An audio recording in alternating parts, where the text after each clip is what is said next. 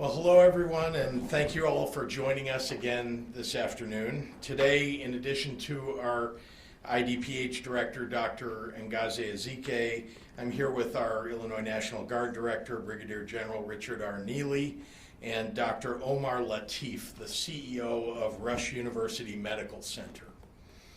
During yesterday's public update, we focused on personal protective equipment, or PPE. Illinois' hospitals and nursing homes and first responders source and stock their own PPE, as does the city of Chicago due to its size. The state backs up all of these institutions, including the city and the entire state, in times of surge, which is why we're doing everything in our power to acquire massive sums of PPE from across the global supply chain to Illinois. PPE is only one part, although a critical part, of our multifaceted approach to tackling COVID-19. And today I want to talk to you about some of the important pieces of the puzzle that we've been working on. And I want to provide you with some of the data that's guiding my decision making. First, let's talk about testing capacity. Testing is important not only for an individual and their doctor so they can know how best to treat the symptoms that a patient is feeling, but also so that we as a state can understand the scale and severity of the outbreak across Illinois. There are Illinois counties with higher concentrations of COVID cases than others, and we also have counties with only a few documented positives where none of their surrounding counties have any positive cases.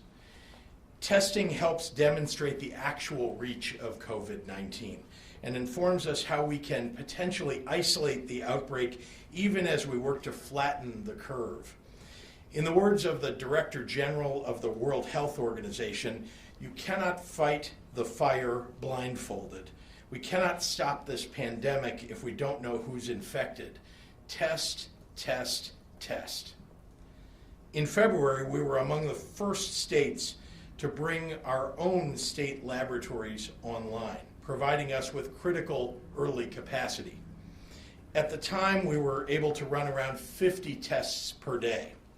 Today, we can do nearly 2,000 tests per day from all sources, with our state labs now running 600 tests per day in all three locations, Chicago, Springfield, and Carbondale.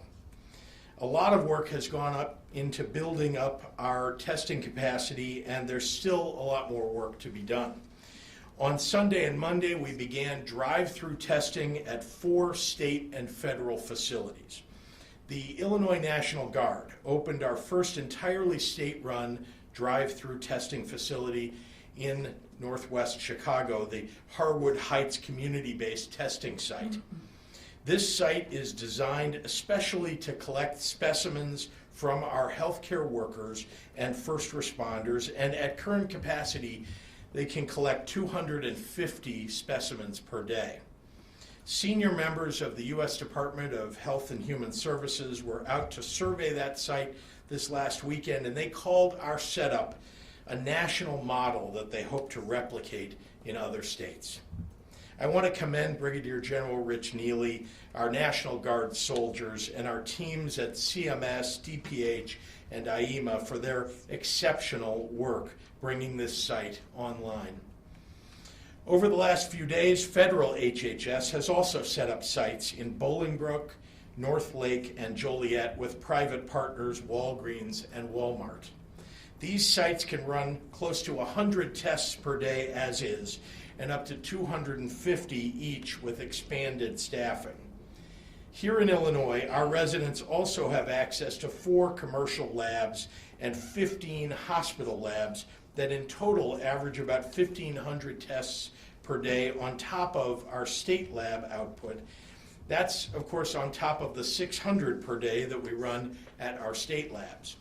IDPH is working with some hospitals to stand up their own new labs, providing positive specimens to hospitals for validation so they can come online faster. As we speak, labs at places like North Shore Hospital and Southern Illinois University are expanding their capacity with additional equipment and supplies, with an expected additional capacity of 2,805 daily tests in 2 weeks. That will bring our in-state testing to more than 4,300 per day.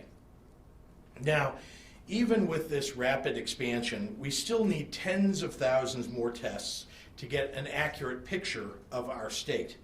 That's within our reach, though standing up additional hospital lab sites will be required, and mobile testing sites will be required across the state, and we're doing that. And with the continued consistent delivery of necessary supplies, such as reagent and viral transport media, we can get this job done. Of course, nationally and here in Illinois, we are beyond the moment where testing alone can be our primary weapon against this virus. We can't just test, we have to treat.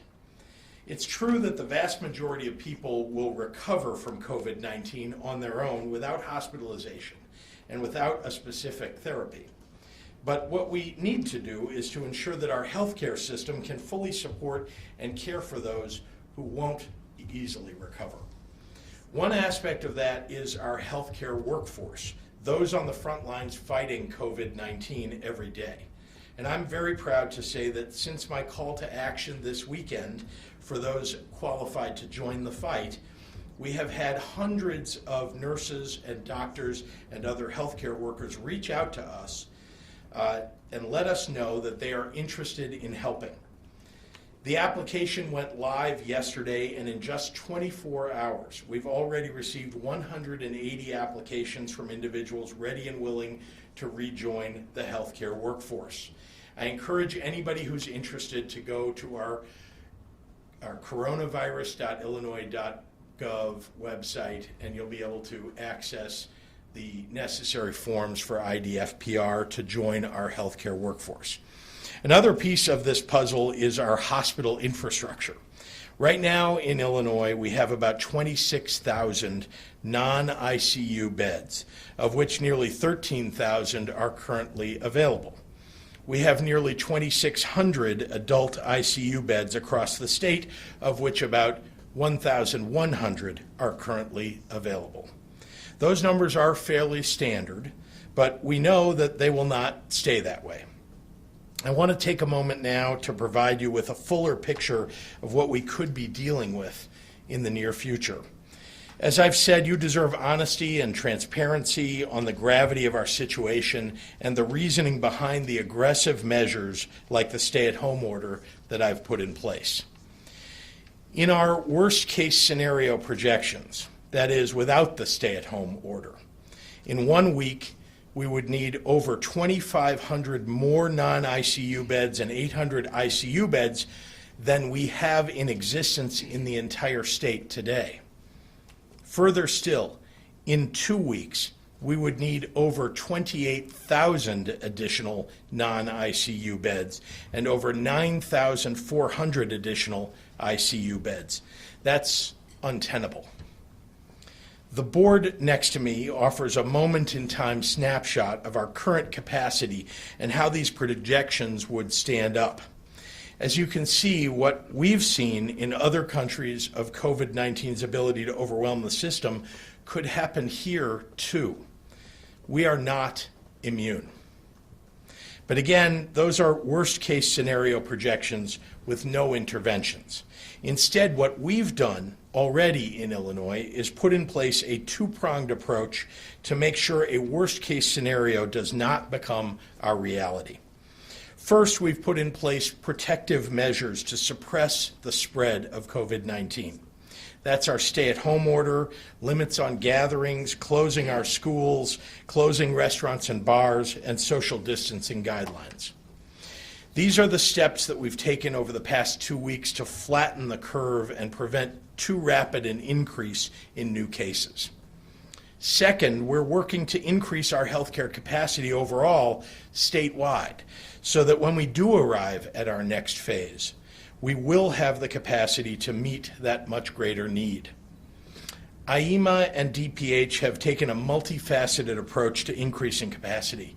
building up our triage units at hospitals, bringing offline hospitals and hotels online, and expanding capacity in existing hospitals by acquiring critical equipment like ventilators to care for the most severe cases of COVID-19. IEMA has deployed 49 triage tents, 40 outside of Cook County, to set up triage units outside of hospitals to safely and efficiently evaluate potential COVID-19 patients. In total, 66 of our over 200 hospitals statewide have set up triage tents with IEMA or on their own. IEMA is currently working with 26 additional hospitals to set up triage centers. And my team and I will make sure that each and every one of those hospitals has what they need to get a triage center going. Rush University Medical Center has been a true leader in this work, and Rush CEO Dr. Latif will talk more about this approach in just a few moments.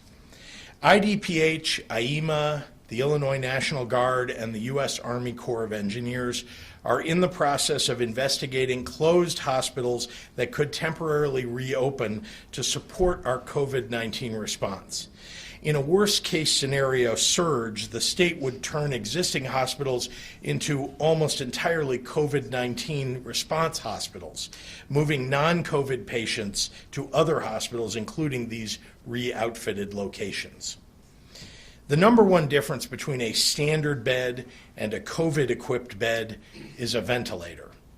Right now in Illinois, we have about 2,200 ventilators all across the state, of which 1,600 are currently available. In the worst-case scenario projections that I discussed earlier, we would need over 4,100 more ventilators to outfit our ICU beds within 2 weeks. Again, that's a projection based on no protective interventions. My team and I are pursuing every option to increase our state's supply of ventilators, including working with scientists and experts in Illinois and beyond to pursue innovative new equipment options. Yesterday, I spoke with President Trump to walk him through Illinois' immediate needs. Millions of N95 masks and hundreds of ventilators just in the near term. President Trump promised assistance, and yesterday afternoon, the White House notified us that we will be receiving 300 more ventilators and 300,000 N95 masks from FEMA in the coming days. On that call, I also urged the President to invoke the Defense Production Act. I know I sound like a broken record, but if I have to stand here every single day until I'm blue in the face and advocate that the federal government fully utilize this act, then I will. This is the reality. There is a finite supply of critical resources available around the world right now. There is an enormous supply of governors and countries trying to get those resources. We need the full might of the federal government to obtain and allocate things like ventilators and PPE. I know there are businesses out there right now working on turning production toward these critical needs, and I've been vocal about how grateful I am to the manufacturing community, for the most part, which is stepping up to try and help. But there is no way that these companies can ramp up fast enough to get us everything that we need in the time that we need it. Illinois had some of the earliest COVID-19 cases, and we were among the states with the highest number of positive cases, and we are still right now. We need to be a priority when it comes to ventilators and N95 masks especially. Of all the reasons that the federal government exists, this is the most important and the most basic. We are on a wartime footing right now, and we need an allocation of resources to the front lines that prioritizes where the battle is being waged most aggressively. I will continue to pound the table to get the federal government to acquire the supplies that our states so critically need and to allocate them accordingly. Lives depend upon it. The question that everyone wants answered right now is, how long is all of this going to last? The honest answer is, we don't yet know. I know that's hard to accept, but it's honest, and I'm determined to be honest with you above all else.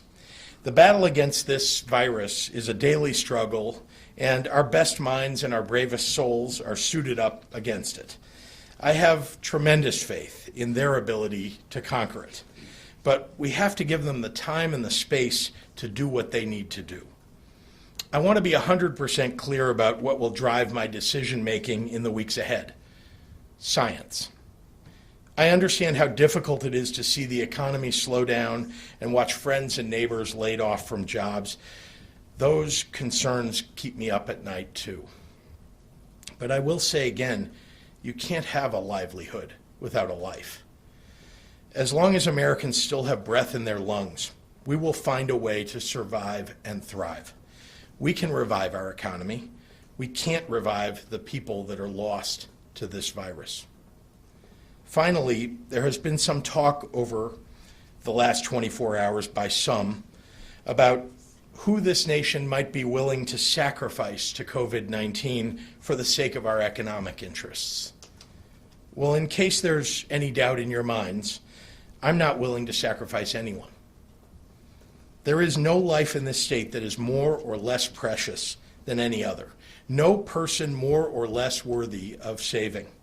I want grandparents around to help raise their grandchildren. I want people to spend years after this is over celebrating birthdays and wedding anniversaries and healthy retirements. I want Illinois to continue to be enriched by its young and old residents alike. Our economic strength comes from our diversity in this state and the hard-won experiences of our citizens. Without that, we are nothing. With it, there is nothing that we cannot overcome.